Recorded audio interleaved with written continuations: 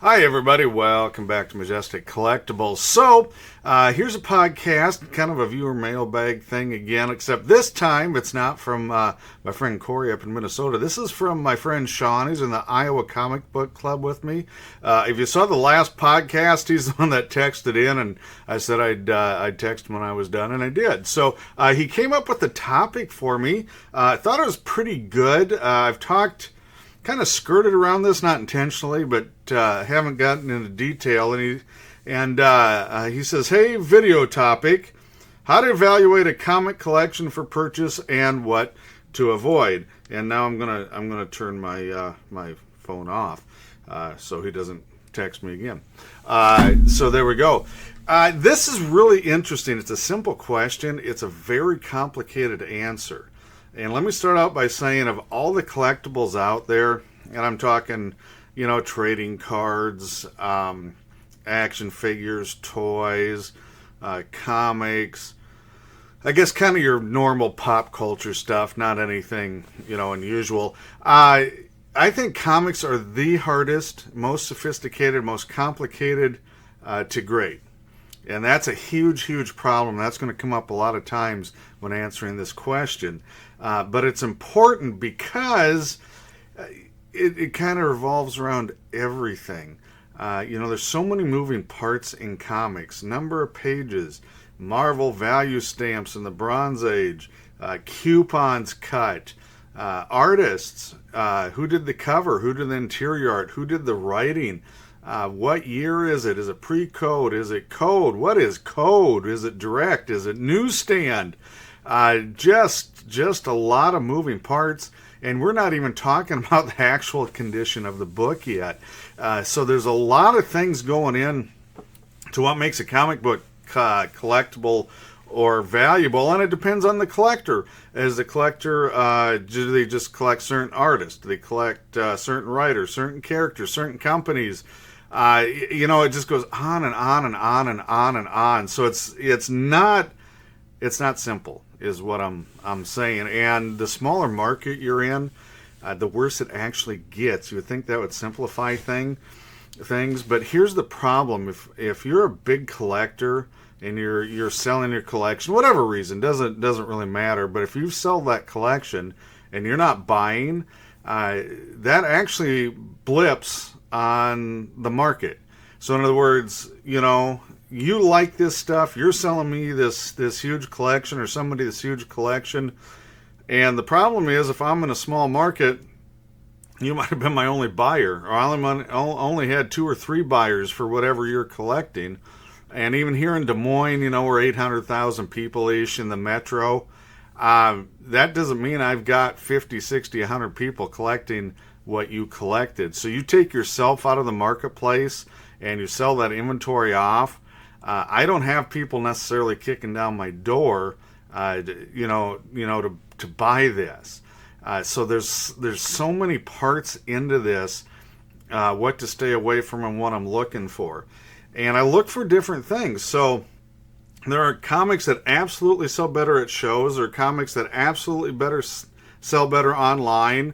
There's comics that sell better at flea markets. There's comics that sell better, it just goes on. Small market books, big market books. It's very, very sophisticated, or maybe just overly complicated would be more accurate, when you're buying a comic collection. So things to avoid, I'm going to kind of start there because that's, I guess, somewhat simple, not a slam dunk simple, but it's simple. 90s books outside of a few keys, and even then, those keys got to be, 9/8 or incredibly sharp, because I don't have a market. Spider-Man 300, huge print run, huge amount of them graded, and everybody seems to have 3 of the things. So if you're selling me a mid to, even a 9.0 300, I don't have a local market option for that book unless it is 30-40% below, whatever the market value is. So here's the thing on where to sell it. So a book like that, I pretty much, to maximize its value, get the most money out of it, it's got to go online in some way, shape, or form. And 9 out of 10 times that book's going to go to one of the coasts, east or west, maybe the Gulf Coast, but I would guess out east. To be honest with you, that would be the smart money, the statistics on that. And so when you have a big collection and you've got a bunch of 90s books and you've kept the keys or you sold the keys off or they're in rough shape, I am very, very limited on what I can do with those. It's just a lot of work for not any profit, to be honest with you. By the time you're storing it, you're messing with it. I'm throwing it in dollar boxes. Sometimes, 2 for $1 stuff, to be honest with you. And there's just a lot of that really common stuff. And the next would be low grade stuff. I mentioned in the last video, I looked at a collection, heavily water damaged, just stunk. I mean, just absolutely reeked. Those aren't top dollar books. You may have a super duper rare book. And in that condition, if it's $1,000 book, say in VG, which is not high grade at all, that's probably retail wise, I don't know, 150 to 250 bucks retail.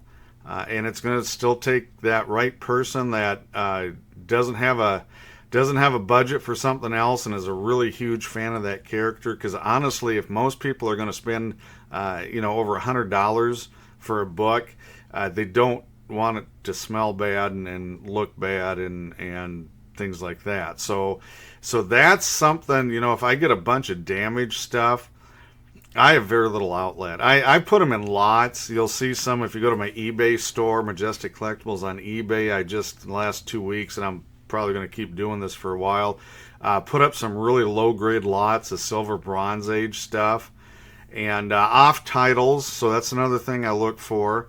If you don't have the right titles, that's really hard to move. Spider-Man, great example.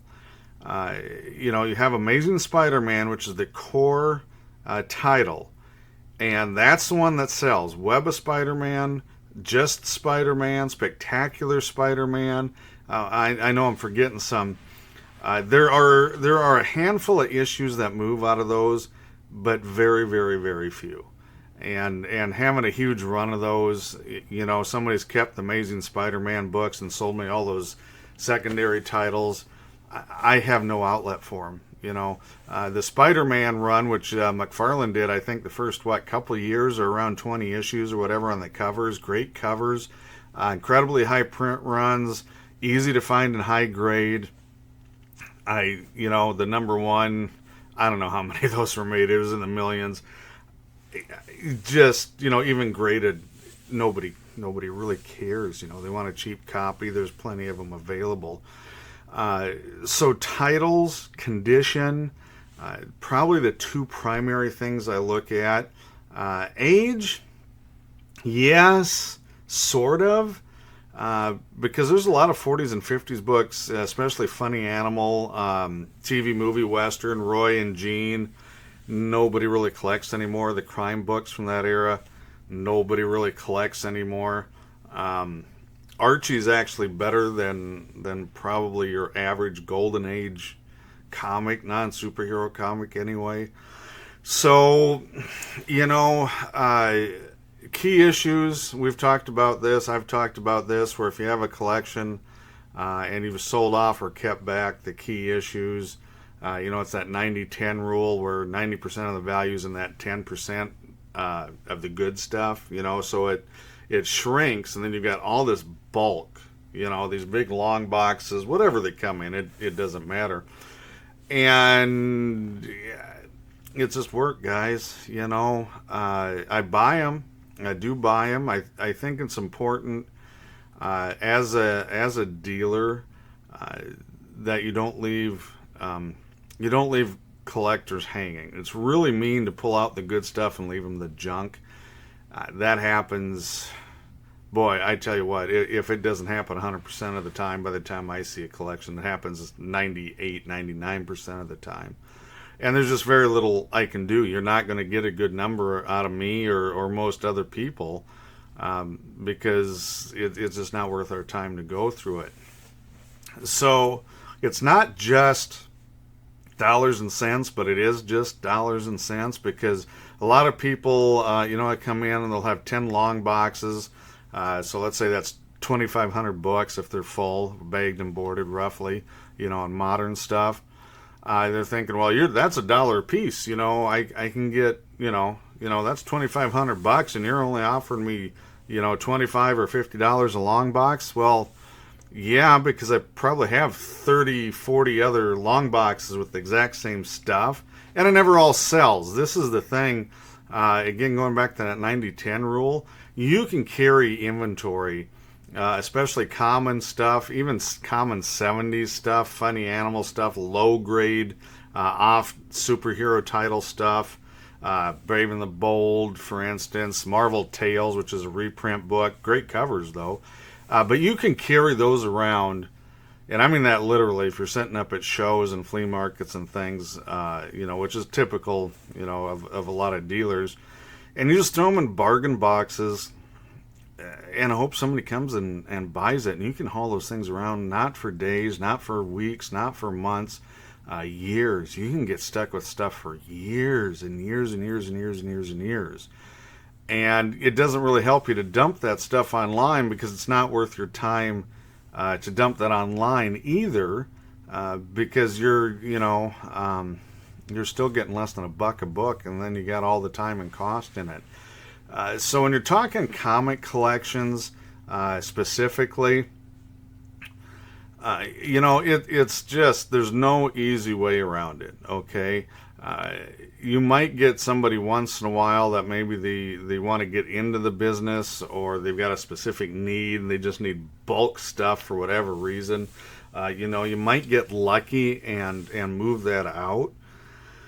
But it's tough. And I can't tell you how many people are, and I'm like, maybe put this on Craigslist Marketplace or Facebook Marketplace or Craigslist. And they're like, well, that's too much time, or that's too much effort. And I'm like, well, it is a lot of time and effort, but you expect me to pay you top dollar and then do the time and effort that you don't want to put into it, because it's not worth it to you. And if it's not worth it to you, where you already own it, you've got a sunk cost, why would I pay, right, to do something you won't do when you don't have any extra cost into it? So it's, it's a mess.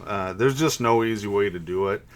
And, you hate to be super critical or super mercenary, because somebody read these. I talked about that, and what's it going to take for the collector to come back? Well, nobody reads them. That's the problem with the comics. The ones that do read them are not buying VF near mint copies. They're not even paying $5 a book. They're barely paying $1 a book, and that's if they actually need it to complete a run to read it, okay? So the market there, for reader stuff is just really limited. Now, if you get back into your older, and I'm talking Bronze Age, Silver Age, Golden Age stuff, condition isn't quite as important because they're older. There's not as many of them left, okay? So if you bring me an older collection, then it's going to come down to titles and characters. So again, we talked about Spider-Man. Batman's another good example. The Batman detective books are really good, but you get into Brave and the Bold, you get into World's Finest, some of those off titles. Well, there's no continuity, right? There are a lot of one-shot stories, or they didn't go into multiple issues, or if they did, they went into one or two, but it didn't really affect the general continuity. So they're fun reads. I enjoy reading them, but nothing's going on, right? Even James Gunn doesn't pull too much out of those stories to put in his movies, because there's not a lot to do. I mean, it's pretty standard fare. So again, the readers, even on the older stuff, it's got to be the right stuff. First appearances. If you want to look for something, first appearances. I just picked up, well, I didn't just pick it up, I just found it. But I'm going through those low-grade lots, and here I came across Doom Patrol 99. How many people did the light just go off when I said that issue? Very few. I'm a Doom Patrol fan. I know there's a few out there. I know, John and the president of the Iowa Comic Book Club. I know you're a Doom Patrol fan, so you might realize what that issue is, and that's the first appearance of Beast Boy. Not a primary character, okay? So he's not up there with the big guns on this, but it's still a first appearance. And just in mid-grade, say VG to fine range, the book's going, probably 150, maybe $200. And other than that, there's nothing going on. The issues in front of it and after that are kind of meh, because it's not a first appearance. So first appearances are something that are important. No matter who you're selling your comics to, that's one of the things everybody involved collecting or dealing is going to look for as first appearances. Your Hulk 181, the first Wolverine appearance. Well, I mean, you can debate. He was in the back of 180, and he's also partially in 182 for a little bit. So, I mean, pick your poison. Argue that. I'm not going to do that. But you're talking outside of those three books, most of that Hulk run and that 180 range, well, really from probably 120, 130 to 400. There's not much going on there, is my point. And that's a book that's always missing. That's why if you saw the Paulina collection a couple of years ago, I was absolutely stunned that book was included, because I had this long run of Hulk and it's always missing. Same with Spider-Man 129, a couple other issues. But it was in there. And that made a huge difference, because even nice ones, I don't have a lot of people kicking down my door for Hulk, for Thor, for Avengers. Even Fantastic Four right now is kind of limited to, the first Black Panther, first Black Bolt, stuff like that. Even though some great covers, some great stories, it's one of my favorite titles to read. It's just limited. So you're talking, if you have a long run, if you have 20 years worth of comics, you've had a good title if there's 15 to 20 books in that run. So 1 to 2 books a year, would be considered key or semi-key for a good title. And the rest of them, nobody collects them. They'll get the omnibuy, if you buy more than one. You'll get the reprints, is my point. And so the reprints, disincentivize anybody going back and picking up a 40, 50-year-old comic for $5 when you can get a really, really nice copy and a really, really thick book for somewhere probably along the lines of $2, $3 an issue. Maybe more if you get the hardcover or autographed or something fancy. But the point is, you don't have to store them. So storage is a real problem. With all collectibles, paper collectibles are really sensitive. You got water, dust, mold, mildew, heat, cold, I mean, you name it. They were not made to last to begin with. And so there's just so many things going into a comic collection. It's tough. And I know I've talked to a lot of people on this. Some of you might be watching the video here. Some, most probably aren't. And I do try and take the time to explain this. My reactions that I get are probably not great. I just kind of get blank stares, and a lot of occasions they tell me I'm wrong. They say, well, you're not grading this high enough. I'm like, dude, it's got a rusty staple and mold. There is no way to grade it higher. But I don't know. And then a big problem with the comics is everybody runs to eBay, which again, I check sold prices, not just listed prices on eBay. But I get a lot of people coming. It's like, well, this one sold for $400. Well, that was a CGC graded, 80, 90, 94, whatever. This thing is maybe a 2. And that number, again, if it's $100 and say a 9.0, it's probably a $15 book or so, in a 2. and so that's tough. So it's not just comics. I need to talk to whoever's bringing me the collectibles, and I got to tell you, it's really, really tough right now, and it has been. Boy, it has been for a few years now, just to try and get in the same wavelength as a lot of folks bringing me collections, and that's part of it. When I look at comic collections, any collection coming in, are they hard and fast on this price? I always ask them, what's your number? Well, they rarely tell me, but they do have a number in mind, and it just saves a lot of back and forth, because if we're not in the same universe, let alone the same ballpark kind of thing, I'm not going to mess with it. You're better off doing something different than bringing it to me or somebody like me. You're just going to have to market it yourself. So there's so much. It's very complicated. If you're thinking about becoming a collectibles dealer, start in something other than comics. Would be my 2 cents worth. I think the grading, especially for trading cards, is simpler. Action figures is simpler. Basically anything you can get involved in is just a whole lot simpler than the comics. That's just just a lot going on there. Other things I look for. Quickness of selling. It kind of goes back to everything else I said, 90s books versus stuff. Even if I get like some scrub funny animal golden age books, they will sell. Now they may only bring $10 a book, but they'll move.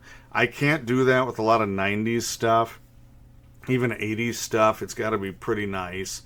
So, one of the things, okay, if it's got some age, which is pre-1956, so 1955 and older, for Golden Age stuff, if it's got a cover, if it's complete, if it's readable, for somebody that wants nostalgia for $10, it's really a bargain on a lot of this stuff. So, if you're bringing me bulk 40s and 50s and early 60s, I can probably find a market. They're not going to beat my door down for it, but they're saleable versus the copper and modern age stuff, which if you bring me bulk of that without anything good in there, there's nothing I can do. I'm not going to, I just don't have the time to deal with it, to store it and stuff like that.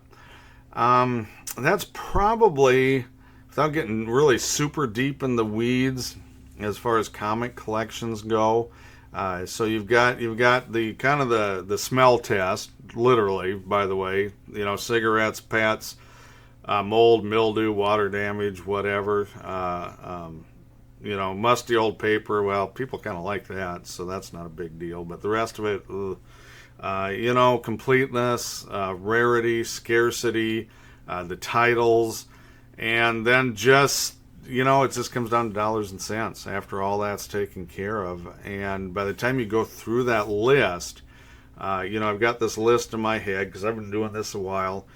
So I've got this list, and it's like, well, does it check this box? No. Does it check this box? No. Does it check this? No. Does it check this? No. Does it check that? No.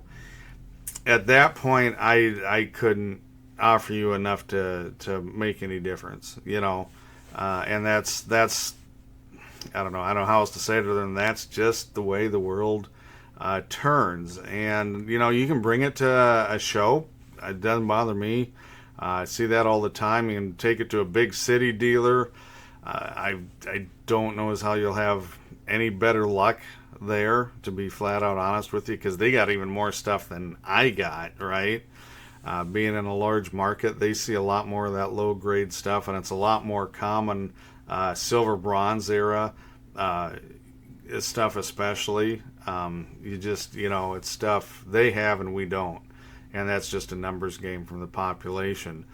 So I don't know if that was a great answer. I apologize. I wasn't trying to be coy or anything. It's just there's so many pieces going on, and every collection is unique. Every collection's got a story. to it, which is fun to hear. I do enjoy hearing those from the collectors and the owners of the collections that bring them to me. But at the end of the day, it just comes down to does it meet certain criteria? And if it does, I'm going to try and buy it. If it doesn't, I'm just not. It's not helpful, and I'm not going to be able to give you enough money to make it worth your while, because I certainly don't want to insult anybody. I know a lot of people do get insulted when they come in and try and sell their collectibles to me and other dealers, and that's unfortunate, but it's just the reality of the situation. So that's it. Thank you, Sean. If anybody else has any other topics that won't get me too beat up, hopefully, in the comment section. I guess we'll find out. But feel free to let me know your thoughts in the comments. Send me your ideas. And thanks for watching.